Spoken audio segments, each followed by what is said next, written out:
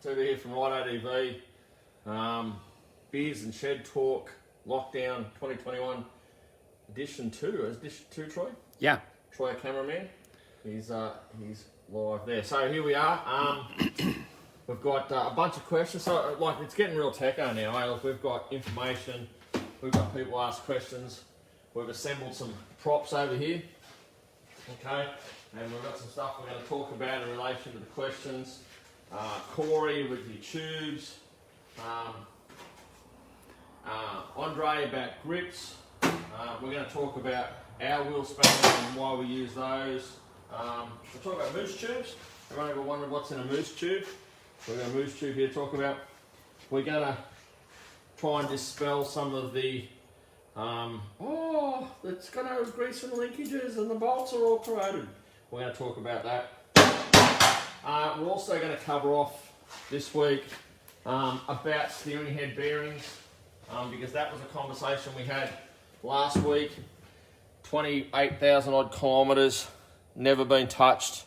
Yeah, it's got a little bit of grease in there, definitely not enough grease, but we're going to cover off that. We're going to have a look at the lower steering head bearing in there.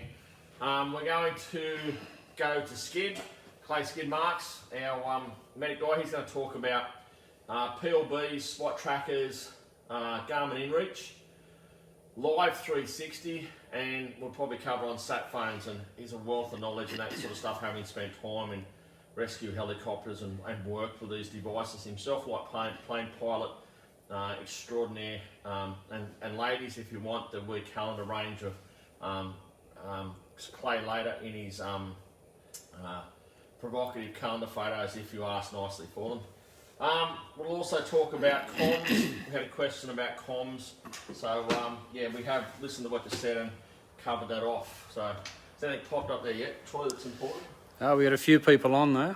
Okay, right. Have a squeeze. We're going to switch to, going to hook over to Damien later. And Damien, on the bottom of your screen, when I wrestle the camera off Troy a bit later, we'll cover off how to join, and we'll go from there. So before we get Skid on board, and Crash is going to join us with a funny yarn from a trip Crash, Pete the Wolf and myself did, I think back in 2012, and a funny yarn we've got between Windora and Birdsville that happened on that particular day. So I'm just going to put my glasses on because I'm old. I'm just going to read a couple of things here. Make sure we're not missing anything, and then we'll get into it. Get yourself a beer. Evening Mark, evening Damien, Adam. Hi, Joe Morgan. I'm going to start with Joe Morgan because I may have given Joe a bum steer previously.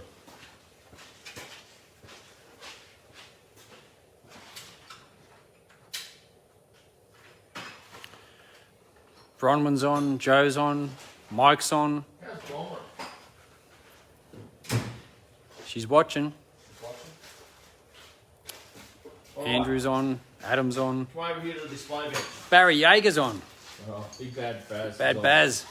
Righto, Joe, we talked before about pads. I don't think I've got...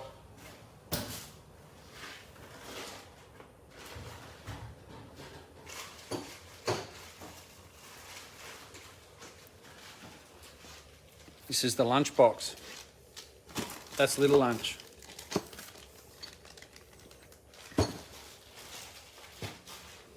Alright, the 660 pads that we've talked about previously, I have more of a black backing on them, and they have more of a greyish brown with a slight scent in there, Joe, I guess, to be fair, okay? So I guess the scented look there, I believe they're more organic than scented, where the other pads have more of a, and that's a WR set, mate, so I can't find the other sets, they're close, but it's the same thing. They have a slightly different colour to them and more of a scented copper look. But the XT pads definitely make a big difference in brake feel. Although, to be honest, if you're really, we did some tyre testing a while back in a closed private area, and where we were really getting into them, and to the point where fuel consumption was sort of in the 8.5s to 9s, these would fade off earlier than the original pads would, and maybe that's why they changed the pad material for the 700. It's definitely a lot quicker than a 660 if ever ridden both, but it's the only time I've ever seen it really be an issue. So just, yeah, that's what they are. I'll give you part number.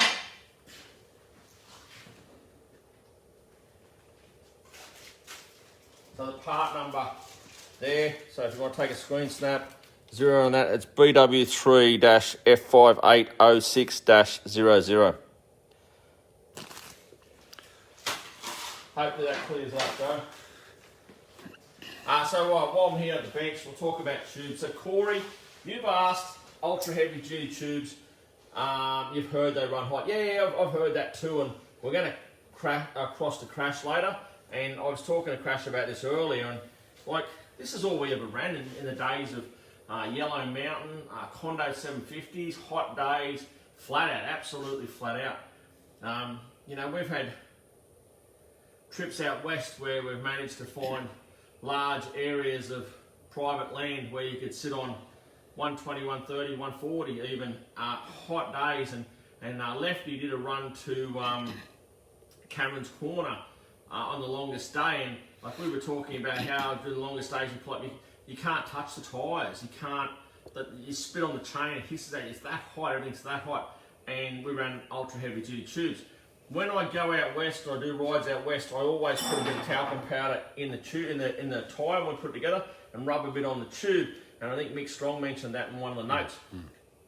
I don't do it on the East Coast. Anything I'm doing on the East Coast, I don't bother, because as soon as you go through one creek, you end up with a glunky mess in your tyre.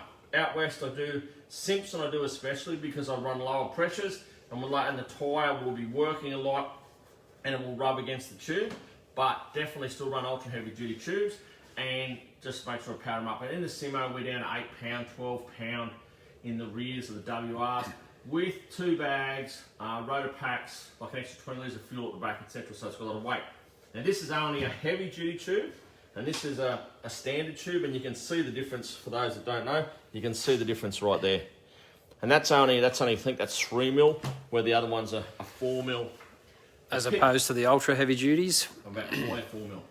So the pick for me, the ultra heavy duty is the Black Box V Rubber, or Bridgestone, or Michelin are the 4 tubes that I think personally are the best for the pick of the tubes from experience.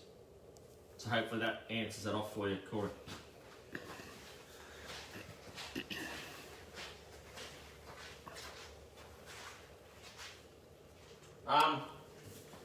Just while we're stopped here now having a minute, we're talking about Damien asked about comms. So we started using comms years ago, and we started with Scalas, and we had Scala, the early Scalas, G2s, G4s, G9s, and Crash is going to tell a funny story like I was telling tonight, but during that trip we were all running Scala G9s, and they had a voice activation, and you'd be pulled up and you'd say something to someone, and the Scala would go, radio on, and you go, no, radio off, radio on, radio off, and there's all sorts of swearing at it, and we actually found we called her a red-headed such and such and whatever, she seemed to actually listen better. But we went through a spate of problems and failures, and we actually switched over to centres.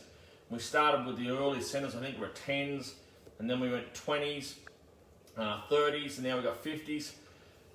For mine, for the crew, just the basic 20. This is an early 20 with an aerial. The later 20 just has a little fab piece in there, like a part of the moulding.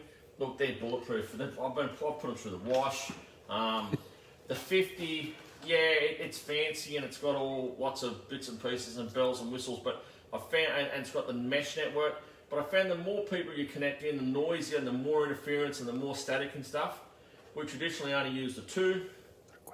And we do use the 2, and we have like each crew member, so the sweeps will be linked up, the zeros will be linked up. But the biggest thing I find with these, people don't put the rubber flap back in. So once you charge it, push the rubber flap in, make sure it's in tidy, happy days.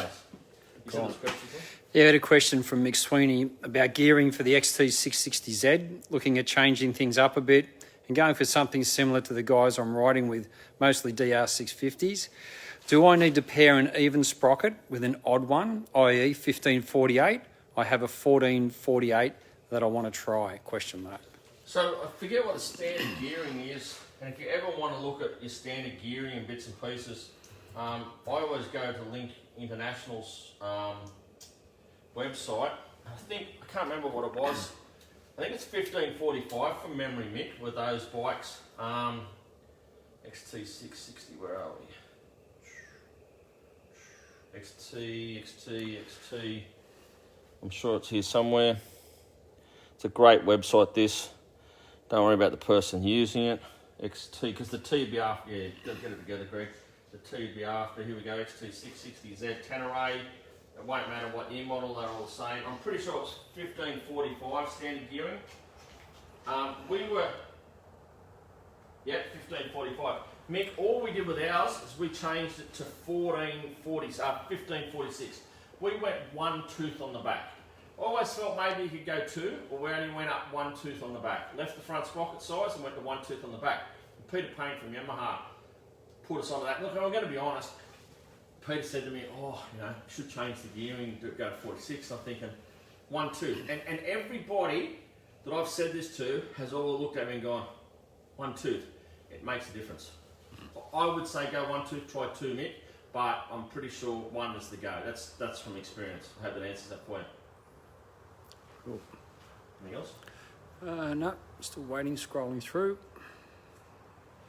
All right. A lot of people have joined us, so welcome, guys, to the shed. RideADV shed. Go through a couple of questions and then hopefully we'll get pick clay up. Is anyone using non-standard seat higher or lower, different brand? Charlie Bonson. Mate, we haven't yet. Originally we thought we'd swap these seats out, but I've got to tell you, I'm pretty impressed with the standard seat. Hate to sit on the back here, but I am looking forward to trying a concept seat. Now, traditionally, most of our crew members have short legs or short inner seams, so we haven't tried a rally seat yet. But Big Mickey Strong, he's got plenty of legs on him. I think we'll get Mick a rally seat and give that a test. So we are looking forward to that. Sorry, mate, we'll do that. I can't answer that any better than that, sorry. But if it's anything to go by, all of our WRs had concept seats and they were crackers. So, I'd say we're looking for that. You said side stand switches. Have we bypassed? No, we haven't. Haven't had a problem. Haven't bypassed them. WRs, we bypassed some we didn't. Never had any dramas. It's a little bit like, yeah, look, the side stand switches are an issue sometimes. I have heard of the odd ones. It is a little bit, to me, I guess, sometimes I think it's a little bit like the dot tyres. You won't get any insurance cover, but go and find me someone that it actually has happened to.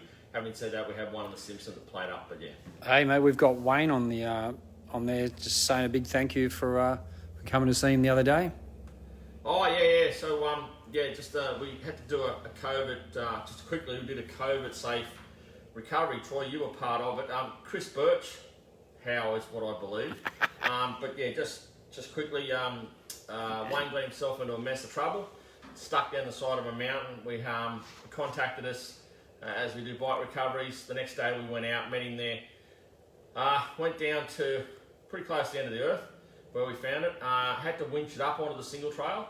And then we took, then we had to get it out. It would have been maybe, 700 metres from where we got it to the top? Well, by the time we got down the bottom, I could have swore I saw molten lava, so it was a fair way down. But yeah, it was a good 4-hour exercise, that's for sure. Yeah. Bit of winch, bit of riding, bit of push. Yep, bit of spotter. You rode it out. You spotted well. Troy Halbert, but your spotter. Your spotter was the difference. Nah, good on you, Wayne, and I'll get you those pictures you asked about, mate. Mate, Strongy's just mentioned, he said, look, also with that, just going back quickly to the powder and the tyres, he said it does also help with pinch flats. Oh, 100%. Even on the East Coast with a big smiley face. Until you go through water. And then there's another line of thought now around put a bit of rubber grease on your tubes, helping prevent pinch flats. So, it makes it all slippery, I don't know. Another question if you want. Another question? Yep. Yeah. So this is from Mike. You guys have any suggestions on rear brake pedals or any comments?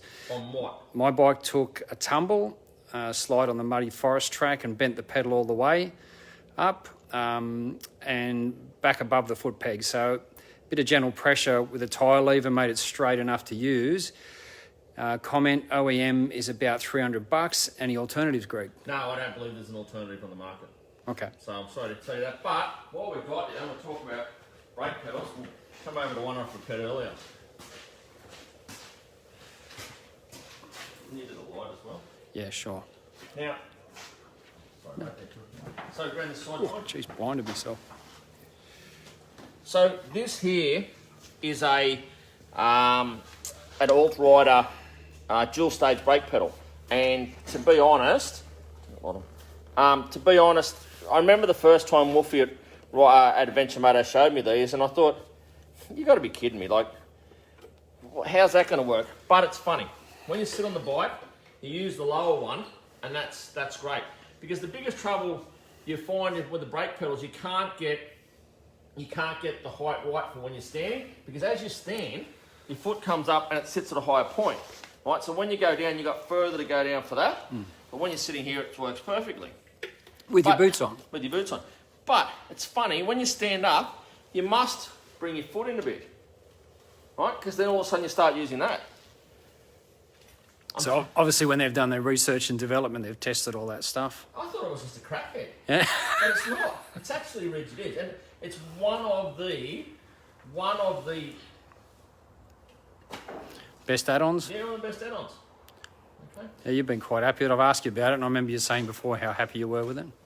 Okay, so someone asked about GPSs and where we've got them mounted. I'm just going to share where I have them mounted on my bike, and then I'm going to go through why, okay? I run 2 GPSs. This one I've actually sold. We're going to take it off, but because I'm not overly happy with it. But why do I run them on the bars? Why don't I run them up here? And I do run a set of bobbleheads, so Camel bobbleheads on here. Okay, so I do have those. The reason I don't run mine up here is because we had a 680 fail. It just basically got, I think it just got shook to death. Just from that, I think it just got shook to death. Second of all, we had another one up here, not on my bike, on one of the other bikes, with bobbleheads, okay? And down in here, this is a composite plastic, right? And it comes all the way from the top here, it mounts down here, runs all the way to the back and runs down into here, and it pivots in behind here. It flogged the mounts out on there. So while I think we steadied this up, I think it transferred it all down the back here. Right. We have enough bikes to say, it's funny how the only one with that up there did it when none of the other bikes have. And it's not the highest mileage bike. That's just from where I'm at, okay? Mate, Nick Marshall said, great work, guys. Can't wait to get out and ride with you blokes. Nick Marshall, don't type it in here now, but I need your address, and you and Fezzes, I've got something to send you guys. Back to what we're talking about. Yeah, so that's why we did that. That's why I did. That's just a personal thing. You know, people say, oh, you can't see the speedo properly. I run the speed on the GPS, and I'm not really interested in the speed anyway. Someone asked about handlebars. I think it was Andre asked about handlebars, and he asked about grips, and I'll start with that now, and then we're going to switch to Clay. So Clay, if you're watching, get ready. So I run I run Pro Taper Wyndham mid-bend bars. Okay, I have for years. 2006, I was lining up to go to the 4-day with Crash, all set to go. About a week out, I developed tennis elbow, which I thought tennis elbow at the time. I thought something chest play. Well, you hadn't played tennis for a long Yeah, time. I thought it was a bit, you know. Other action, other activities. Yeah, anyway, and that arm should be strong for that. But, I got tennis elbow, and I ended up seeing, by chance, Glenn McGrath's sports doctor, and he said, what have you changed in your bike? I said, nothing. What have you changed? We kept going through the whole thing. Have you changed your training? Because I used to train them, and although I looked like the body that I had, I eaten both of them, but I had... And I said, I changed the handlebars. And he said, well, put them back where you were. And so I went back to these bars, and ever since then, every single bike I've got them at 250. R's got them at 250. F's got them. My XRs have got them. Everything's got them. Yago, Jed Brennan, before he scrolls up, said he can't wait to use his gift card he got for Father's Day, mate. So sorry to interrupt. Oh, yeah, I'll put that through. Yeah, We'll catch up, mate. Yeah. So, just going to go on to the handlebars, and the issue you're going to have, and someone asked about grips. Can you go over and grab the paperwork over there, please, mate, and just see what someone asked about grips and the length on the paperwork's on the bench. So, This is a traditional, I think we talked about this last week, a traditional motocross style off-road grip. And, don't know what to do, on the bike, mate. And the other ones are longer. Now, my problem has, and I like these grips, so I cut down, he asked about a different length throttle tube, it's Andre.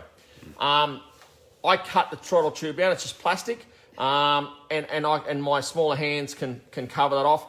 But what happens is, as you come into here, you start to run out of length. And you'll see I've almost got this perch on the start of the bend. And same at this end, it's almost, this one's not as bad as that one, but it's almost on the start of the bend. Now, we'll go back over to Troy's bike in a minute, and you'll see that this length from here to the end on the standard bend bars is a lot longer, and it comes into about here somewhere. So their bend starts here and goes down. So that's what you've got to watch out for. Andre, if you go to a different grip, you've either got the traditional road bike length or touring length grip, which comes on the bike, or you can go to a motocross grip, which is on all bikes, and you can even go hot pink if you want. Excited. All right, can I have the phone for a sec, please, mate? I'm just going to see Yep, if Clay's around. Here we go. And we'll come back to questions and stuff in a minute. There's my beer. Clay, what are you doing, champ?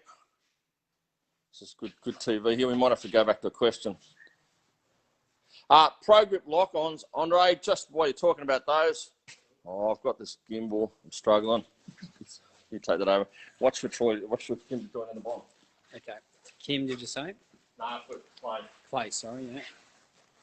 Yeah, I've got those here. There's a lock-on grip there. They're Pro Taper lock-on grip. So you can see the lock-on collar in there. Troy, can you close in on that? Yep. You can see the collar in there. There she is. Yeah, so that's that. I've got them on my F, mate, but I haven't got them on the big bike. No.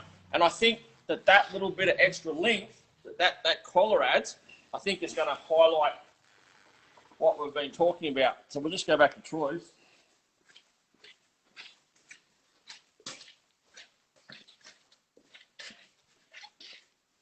I'll just take that for a second.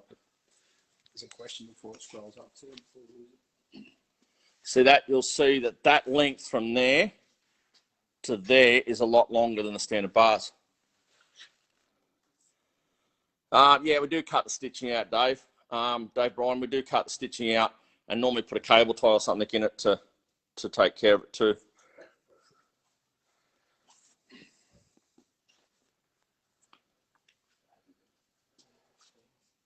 Yep, so yeah, James, here we go. The man himself. We're looking at your head, mate. Can we get a bit more? Let me turn my camera around. How are you, buddy? Clay? How you going? How are you, mate? Good, sorry about that. I got Good, mate, good. So you're pretty going bad to talk phone about reception here for some reason tonight. I don't know why. please?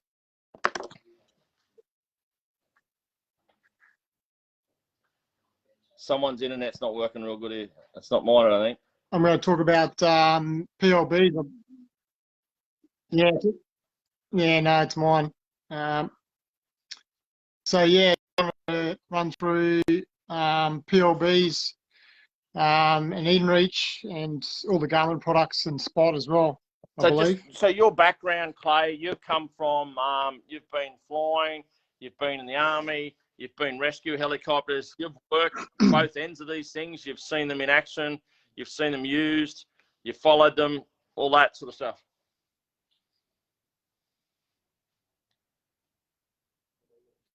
Yeah, I've got, without blowing wind up my ass, a bit over 500 primary EMS and SAR jobs in Australia, and a few of those were overseas. So I got a little bit of experience in search and rescue, I suppose. So yeah, look, I guess. What's the big difference between an InReach and a Spot tracker, for example?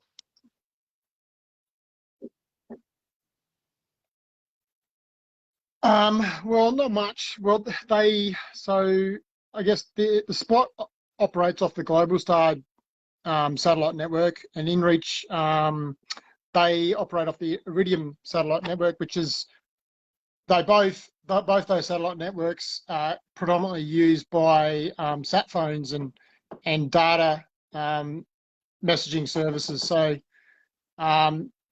there's no real big difference. They just operate off differing satellite networks. So the way they transmit their data is exactly the same, and I guess it just depends on the brand and the actual piece of equipment as to how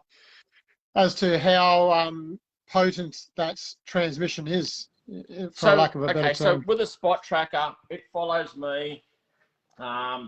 It follows me if I take the subscription. People can watch my update every 10 minutes. The same sort of similar thing on an InReach. Yep. And InReach has the ability. Sorry, mate. Yeah, it depends on what you drive. Yep. Depends on the InReach subscription, but has yes, the ability to text back to people. Yes, yeah. Seems to be the biggest selling point of it. I don't know So why, you have the but, ability yeah. to text. Now, I had a spot a few years ago that had the ability to text too. It was cumbersome and had to link to your phone. It was a bit of a nightmare, but it did have that ability. And to be honest, I only ever used the text thing once. I was supposed to be home to go out for dinner, and I didn't make it. I was camping out, so I just sent a text. But what's the difference then? So if I have a PLB, can people follow me on my PLB? No. So without going, I suppose I'll run through it quickly and then while you're I guess take questions at the end. The difference between all three. Yeah. Rightio. So I guess with the Garmin and Spot products, they operate off two different satellite systems, being the Global Star and the Iridium satellite satellite networks, and the PLBs operate off the Cospas SARSAT satellite network. Now, the Spot and then the Spots and the Garmin products, they operate off satellite networks that are used by everyone. Every Tom, Dick and Harry use them for sat phones, for SATCOM, for data transfer, all that sort of stuff, where PLBs across the world use and transmit to dedicated satellite network, which is the Cospas SARSAT satellite network. So they don't have to fight for, to get data through. So it's all relative, and you can imagine not many PLBs or ELTs get set off every day, so they're not dealing with a lot of data. So in that, that's the biggest difference. If I pull out my personal PLB and I push the button, it goes straight to camera, doesn't it?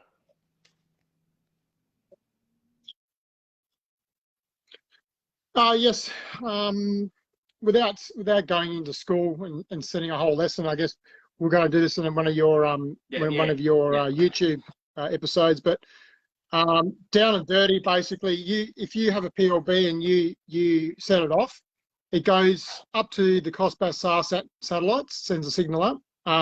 They've got two different satellites networks that operate at different heights. From there, it goes to the local user terminal. I can't remember the terminology off the top of my head, but there's two of them. There's one in Bunbury and one in Queensland and one in Albany, I think it is, in WA. So they cover all of Australia. From there, it's just all they are transmitting stations manned by 5 to 10 people. And that goes to the head shed in Canberra, which is the Joint Rescue Coordination Centre, or JRCC. That's where all the fun stuff happens. You know, they've got the big screens and they'll get location everyone is. And from there, they coordinate. Okay. So they coordinate. Yes, that's correct. They coordinate all the rescue. If I push the button in my Garmin or my Spot, it goes off. It goes overseas. So the Spot goes to America. The Garmin goes to Europe. Is that correct? No, well, not necessarily. So the US, so Garmin it's called the International Emergency Response Coordination Center, I think it is, and that's in the US. I can't remember exactly where in the US, but they just bought a new one in Europe to help with their coverage. So long story short, yeah, it goes. You set your Garmin product off or your spot off, goes to their dedicated emergency response centres, I guess you call them, and then from there they call and make contact with the JRCC in Australia, in Canberra, and tell them the information. So I guess that's in the conversations I've had with you, is that's where I get tend to get a little bit funny about some of the YouTube reviews from backyard operators in regards to these things, but they don't actually understand what they're reviewing, and they're giving them a very big tick of approval yet. And I'm not saying that one's bad and one's good, but you just got to understand how they work and the limitations. I've seen the spot set off three times, and all three times response was good. Yep. Everything was really good. The message got through. Everyone, that sort of worked. I haven't seen an issue. I know people that follow my spot tracker sometimes say, oh, you missed a couple of dots or something, cloudy days. I seem to get that occasionally. But for me personally, my spots always work. You've seen the same with InReach and Spot. There's no, when you say it's got to go overseas, they're going to contact Canberra. What's the time frame in that? Okay. Couple of minutes. I will say this, but I'm not going to go into details with it because I don't want to end up in court with Garmin. But I have seen them not work correctly and that's the way that they operate. So I won't go into that too much because it just will be here all night. Changing from NGRS and GNSS, but we've gone out to jobs and we've been flying around in circles above. One instance, I can remember a mountain bike rider trying to find him, and we're nearly a mile away, and that was the direct coordinates given to us from the US. So they were accurate. They were giving us the accurate coordinates, but it was due to a bit of indivisibility between the ranges and that where we were, and this the way the system works. So how about, so I guess I use. I'll preface this with I've got everything's Garmin. So I've got a Garmin. Well, I haven't got it on me now, but I've got the Garmin watch. I've got an InReach. I've got the GPS on my bike, GPS on my aircraft. When I paraglide, I use a Garmin GPS. I love their products, so I'm not bashing anyone. I've got a PLB, and I must admit the first thing I grab wherever I go, fly or do whatever, is the PLB. The PLB is much more accurate and it's quicker, and there's no human interface. So people can do their own research online. There's a few stories on YouTube. There's a real famous one, Adam Greentree, I think he is, a Kiwi extreme sportsman. He had a few issues with his InReach, which he talks about. And that was predominantly not because of the equipment per se, but the human interface. So from their call centre, calling New Zealand call centre and giving, I guess, incorrect information. For the texting, we have tested it in depth, and the text time frame, depending on where you are, can be up to 5-6 minutes before the receiver receives the text. We might put this together on a YouTube video when we can all get back together and look at one another's ugly face in person, eh? Yeah, so I guess what I would like to put forward is that if there's any riders that are,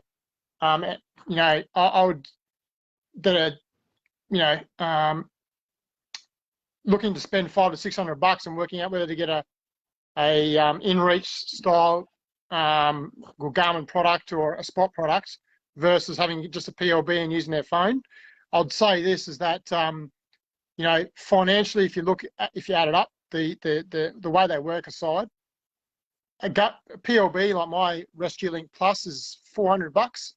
It lasts 5 years, and after 5 years, the battery I can have replaced for $80, I think it is, and then it works again. So it's good for another 5 years. Goes straight to the JRCC in Canberra as soon as I press the button, and the rest is history. So there's plenty of products like we use on our phones. You and I use, or the crew runs Live 360, and you and I talk about that occasionally. And like going over Barrington, for example, I know when I'm zeroing and I want to see where the sweeps are, I can see where I lost them because it only works in phone range. I can see where I lost them. And when they pop back out of the top of the range and they pop back in 5 or 6 times, it'll update them. So at least we know in the ballpark where they are. Mm. Yeah, and that's what I'm trying to say in a really quick manner because I know I haven't got much time, but you've got to add it up. So for an InReach, the Garmin products, $400 or $500. I have a yearly subscription, so it's probably because I ride a lot, it's nearly $1,000 in subscription costs. And depending on who you are, it could be $300 or $400 in subscription costs every year on top of the Garmin has product the ability price. you can activate it month to month. And I have a spot. The spot costs me about $240 US yes. a year. That gives me 10-minute updating on my tracking. I'm happy with that. I also have a sat phone, so it takes it next level. I'll tell you a story. I went with a guy once, and we had someone hurt themselves, just minor, and we jokingly said, "Oh, we've got an issue. We can use your spot." And he actually went, "Oh shit, I forgot to," because he was using the subscription ride for ride. He goes, "Oh, I forgot to pay for it for this ride." So it's nothing. So you've got that. You've got the cost, and versus the response. And then all I'd ask is that Australia's mobile phone, especially along the seaboard, coverage is really good. And I just ask people to have a look at the current overlays from Telstra of the mobile phone coverage, and weigh up whether you really need one of those products, the Spot and Garmin products, versus investing, $200 or $300, $400 in a PLB and using your phone. All right, Skeet, you're a legend, mate. So, yeah. Next time we catch up with you, I'd like to see some of them KXs and stuff you've restored in the shed. I'm sure people would like to see them. I'll show you a little bit of the KX 500. Get the blood that's enough. flowing. All right. Thanks, project, big fella. secret project. Peace out. Love your work. Thanks. Have a good night. So just a couple of quick things before we switch over to Crash, and then we'll go to Damien. To these, because a lot of people, it turns out we've got a lot of people follow us in the US. We have a RideADV Tours Workshop YouTube page. We upload these on Saturday, Sunday, Monday onto the YouTube page. So if you want to go back and have a look at last week and see how rough my head is and what a good head for radio I've got, you can. This one will be loaded up too. Any quick questions before we? Yeah, there was Mal was asking. It did touch on something that we talked about last week. Was in all your riding experience, what are the best rear bars and the best bags to run with? Which, as you said, we did touch on last week. Yeah, so go to YouTube, mate, please. Go to YouTube, go to our YouTube channel. I'm going to say this for the first time ever. Of all the YouTube things we've ever done, subscribe. We've never asked anyone to subscribe, but subscribe. I reckon it's starting to, we've invested a lot of money in trying stuff and bits and bobs. So may as well get some return for it. Great benefit for the lookers out there, for the viewers. So if they subscribe, there's so much information, as you said, that you've poured a lot of time and money into. So why wouldn't the subscribers take the benefit of that? Righto. So Crash, if you want to request to join now, you got any red dots down the bottom of the screen? Is there a red one down there, a little red thing? Yeah. What's it say? I don't know. Hit the wrong thing. Nothing there. Oh my God. Yeah. So just going to check here. Crash. Oh, we've got the vibes up. Here we go. There he goes. Oh, Barry Yeager wants to win. It's not happening. Okay, so we'll go to Crash. While we're waiting for Crash. Here he is. Hello, mate. How you doing? How are you, big fella? Oh, not bad, mate. On fire tonight. You are? You are? Did you have a haircut, Crash? No, I didn't. I need one. Mate, no one in Australia except Yags and I can get a haircut. Mate, there's some in New South Wales. I can't. Hey, Crash. Yeah. So you, Chicken, Pete the Wolf. You're the guys that we made all the miles and done all the stuff we did. And I said to you, I challenged you to maybe come on, say hi, because people love your smiling face and maybe share a funny story. So, and there's been a few, and just remember that sometimes parents are watching. But anyway, we've done a lot of trips over the years, and lots of funny times. What's a funny experience you'd like to share? Actually, you reminded me of another one about when you're talking about the comms in the helmets. Remember with Pete the Wolf in Broken Hill that time? I'll tell that one. You tell your other one you got. The other one? The other one was when we did on the 660s. We went to the Simpson, and rookie Crash wore his motocross helmet, which he could hear anything in. It was one of the first bigger trips I did, I think. And I remember we come out of Windora there, and yous were out in front at the time. Oh, it was a long way after Windora, but we were just cruising along there, and Is that the big fella on the 950? that's him, yeah, yeah. There's a fella there with his swag on the back and that, and I would think I must have been about 200, 300 meters behind yous, I think. Oh, and, at least. But we got on the drinks with him the night before. That's it, yeah. He turned up late on a 950. He'd had a new Dunlop 908 fitted at Quilpie the town before, and he rocked in late. At night, remember? He didn't get up really. Big bloke, real big bloke. That's it, exactly. So he's, I think we come down a valley. You could be on, I was on the hill, and you had gone down into the valley there, and I could see you into the distance. And so just to hang on, just to set the mood here. Pete the Wolf and I are riding along on the Bluetooth, right? And Crash was ready to drive a screwdriver through his eardrums. He had heard so much shit and dribble.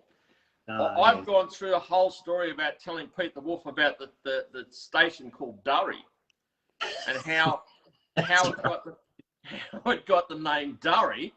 Because the government decided they want to open the western area up, and so they gave it to this family, and the family grew tobacco. Now, if anyone knows anything about tobacco, it takes so much water. There's no way you're growing tobacco out there. But anyway, they grew tobacco, and they had their own brand of cigarettes, and that's the Australian term for Durry. And it was Durry cigarettes. And I'd spun this yarn for 15 minutes about wells and water and aqua things, and how they put red dye in an aqua thing at Brunbury in West Australia, and it came out red, and Birdsville and all this. And it went on for 10 minutes, and at the end of it, Pete goes, yeah, wow. And then you hear Crash go, if you believed any of that shit, you're an idiot. and so in the dust, you couldn't see the dust. So every 5 minutes we go, Crash, wah! And he'd go, yeah. That's it. But that was on like endlessly anyway. Old 950 bloke, he went past me at Mark 3. It scared the shit out of me. I didn't know he was. We were sitting on 130. Oh yeah, we were cranking along all right on the old 660s, and yous were just wiring on. I had to break in to tell you. I said, just hold your line, boys, hold your line, and they just went silent for a sec, trying to work out what I was saying. And I'm sure he cranked it on a bit further, but he went through you blokes like it was just going out. So he went between the middle of us, and like we were spread out, like because traditionally that road will have normally 3 or 4 lanes, wheel tracks. So we're spread out. Our mate's gone between us. Like, and I remember just going, like, putting the foot down, going, am I moving? and the language. You know, when we got to town, we saw him at the servo on the left coming into town. He was trying to get a tyre. It had sat. So what happens at high speed? And we learned this with the 1200s and stuff. When you get right up in the faster speeds, you actually sit up on top of the gravel, and it spins the wheel the whole time, doesn't it, Crash? That's it. Yeah, exactly. You just can't go any quicker. No, it just can't. It just sits. So he'd ruin the tyre. Ruin a tyre at 330 k's or whatever it is. Yeah. Yeah. That. So just back to before I let you go, just so that same trip we were. I was talking about those Bluetooths, and we've had a lot of funny stories of the Bluetooths over the years, but we were going around Broken Hill trying to find the lookout in the middle. If everyone's been to Broken Hill, the lookout, you've got to drive through the train goods yards to get up the entrance to go into the lookout. Anyway, we're going round and round the middle of Broken Hill trying to find how to get there, and there was a bloke with one of those big blower vacs, you know, and he's out the front of the RSL and he's blower vacking, and we've gone past, and Pete goes, I'll go and ask that guy.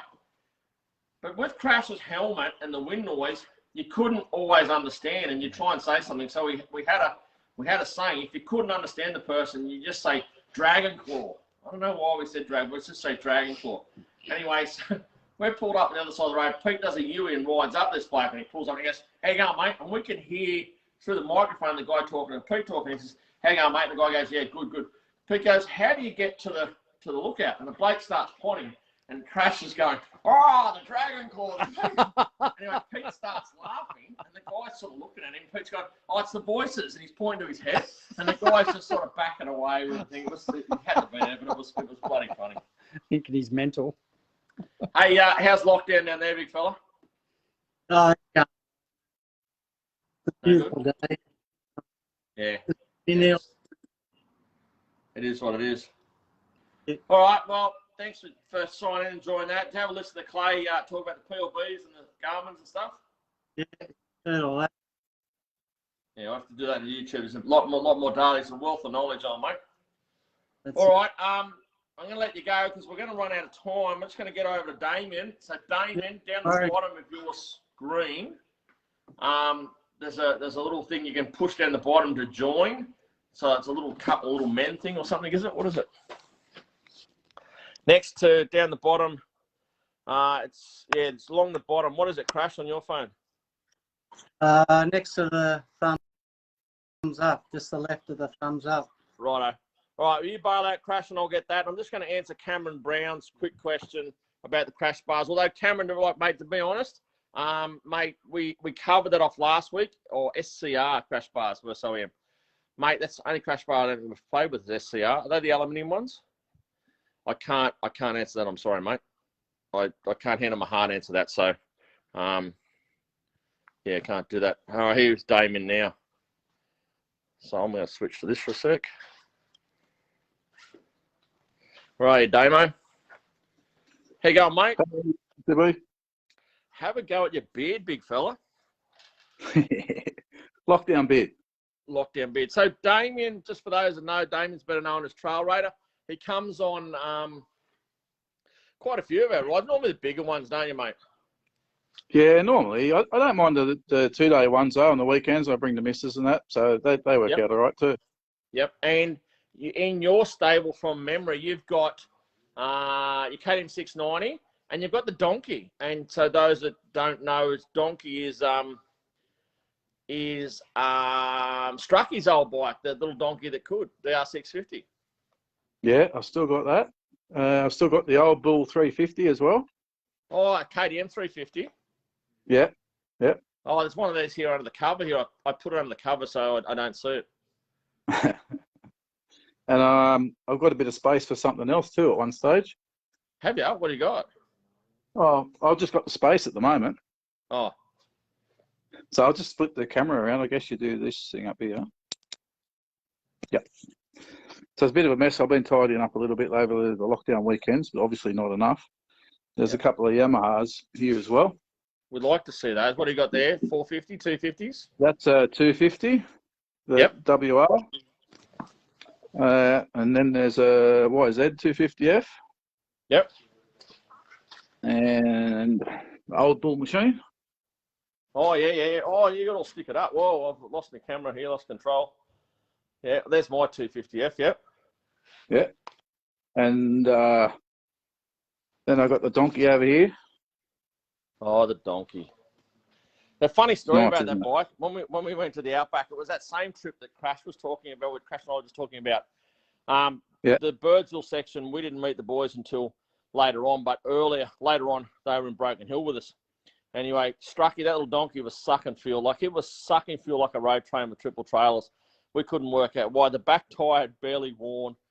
Mate was a good operator. And then all of a sudden, we pulled the skin off the air filter. It had a filter skin on it. You should have seen it. The thing went from burning fuel ridiculously to burning no fuel at all. It was just so choked.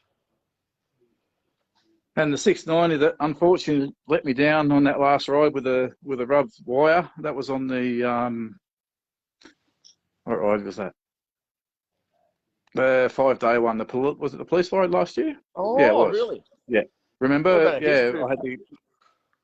I had to KTM's on that police ride. Dave Darcy's bike, somehow the muffler happened to it, and his mate's bike stopped, and then your bike, and then we've had a few of them. We had radiators on another one. Yeah, we had a couple of 690s. Hasn't been a good ride for them, actually, that ride. I've got a bit of a tyre stack there, probably not quite as impressive as yours, but there's a few there, a couple of new ones there, and a couple of other ones there ready to go. Yep. And I've just recently screwed a bit of timber up there so I can put some hooks and hang on my jackets and. Hey, that's a good idea, mate. Up there, well, a bit of timber and those hooks from Bunnings probably cost me $30 altogether. Yeah, right. Okay. And then I can just grab whatever jacket I want. Yep, that is a good idea, mate. And that's a good idea. A bit of ply. Where I work, we bring in a lot of stuff from overseas, so we get this 20mm ply that's really good for making shelves. And I've just got all my gear bags and that hanging up there. Does it come with coronavirus and the ply? Yeah, it comes for free though. You don't have to pay any extra for that whatsoever. But if anyone wanted some, we actually pay to get rid of it at work. So if anyone wants some ply for some shelves in their garage, just let us know. If you're coming on a ride, I can bring some with me or whatever. Or reach out to me and I'll steer you on the dame, and I'll weed out the mad stalkers and stuff, mate. All right, mate. That's fantastic. A couple of chainsaws and stuff. But definitely, I've got three bikes on this side of the garage, and only two on that side of the garage. So obviously, like the slab's out of balance, so I'm going to have to get something else. You're going to have to get something else, yep. Oh, well, mate, the house will fall over if I don't, because the slab obviously isn't going to be square if I leave it like that. It's the responsible thing to do, isn't it? Oh, well, quite obviously. It's the responsible thing to do. They're all pointing towards the roller door now, so they all can be just wheeled out and off you go. Yeah, okay. Well, that's good, mate. Hey, that's pressure washer. What do you use for pressure washer? Electric, petrol? What do you got? Pressure washer? No, I don't have a pressure washer. There's a compressor. Okay. No, I just wondered what you wash your bikes with. That was all. Oh, I just one of those little high pressure things that you put in just in the end of your garden hose. Oh, yep. Just for a quick rinse over when I first get home. My bikes don't come in the garage without being washed. Yeah, okay. So I give them a quick rinse off with that, and then I spray it with CT18 or the Ballard's Mud Boss stuff or whatever I've got, and let that soak for a bit, and then give it a wash with a sponge, and then get the back off the ground and start them up and WD the chain and whatnot so that they don't get any corrosion or anything. Okay. Well, thanks for and then a bit of lube and put away. All good.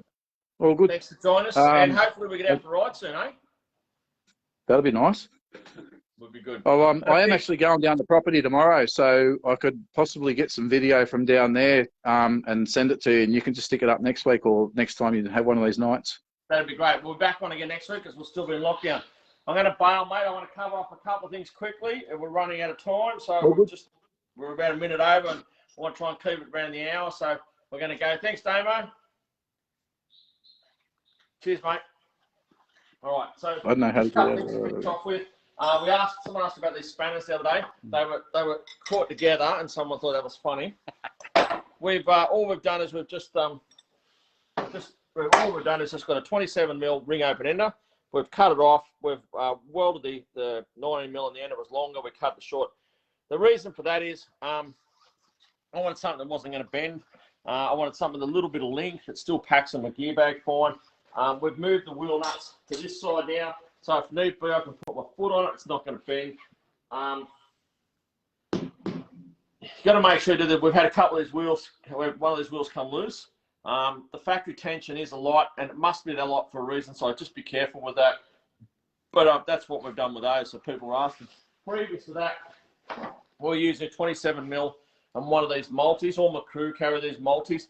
Mick Strong, there's one here for you, so it does all other bikes we get on the rides too. Mate, we've got a dissenter, someone's dissension. Jason Farmer's bailed the footies on. He said, have a good one, guys. Sorry, mate, we'll be out of here soon. I'm just going to talk quickly about these bolts. I see lots of things on Facebook. People talk about the corrosion on the suspension bolts. This one isn't real bad, but they're talking about this corrosion here. Like this they get a lot more than this on it. That doesn't matter a big rat's rectum, okay? Yeah, you can put a bit of something on it because basically it just goes in that tube. It's what happens in here that is the issue, and what happens in here is the bearing, the bearing and the runner. Again, with a bit of time, you'll get a bit of corrosion. You'll see this on this. People losing their minds. It doesn't matter. It's what's going on in here that is the issue. And these are original, okay? And yeah, it doesn't have a lot of grease, but it really doesn't need much more grease either. And we've had, and I've got a video I'm going to post up. Mine came out of my bike with 30,000 caser on it and never been touched. I put some grease in them at that. I've done a video on it. You'll see there's plenty of corrosion on the bolts, but it's not where it matters, so that doesn't matter. The other thing I've seen a bit of talk about O-rings in here. We put O-rings back in the 660 days. Now these seals, I've never seen a Yamaha pass water. The amount of time I've seen these things in water and stuff, I've never seen any water pass these seals. They're great, okay? Except the one, for some reason, that we had the O-rings on did. Now I don't know whether that movement there allows the dirt or stuff to fall out, or if you put it there, it gets worked in against it. It's up to you. It's just a thought. Just going to quickly finish off with Moose Tube. I'll go to Moose Tube next week. Talk about Moose Tubes next week. Thank you to everybody that put the questions in. If I'll read through them. If we didn't get your question covered off, I'll go back and we'll start as the main question next week. Everybody stay safe. Look after yourselves. Try and avoid this lurgy and yeah, whatever. Jab up. Yeah, well, I'm not getting low. Yeah, and we'll be back next week. Hopefully we cover some more off. We didn't get to show that bottom steering head bearing, but I will post the video up on this thread of that steering head bearing, and you've got to see it, actually realise how bad it is. It doesn't look real bad. Come on, we'll shine that light up there now. Where's the light? It's on the back of the bike.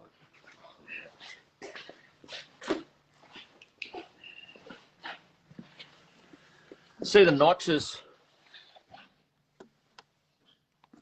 See the notches in that bearing? Look at that. And you wait till you see the video. Get that in that angle. Right, there we go. All right, you wait till you see the video. You can't really feel them with a finger, but oh my God, wait till you see the video. Abusive owners, mate. They don't deserve a good bike. All right, everyone, have a great weekend. Stay safe. We'll be out riding before we know it, and hopefully, yeah, we'll get ever. And the other thing is, I need to know, do we keep the sign in, sign out? Peace out, everyone. Have fun. It's a sign out.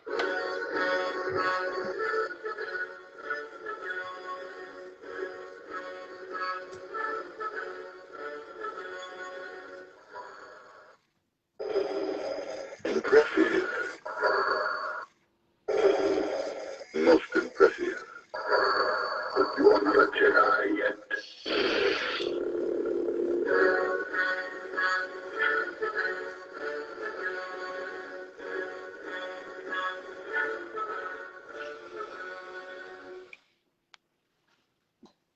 Down the bottom.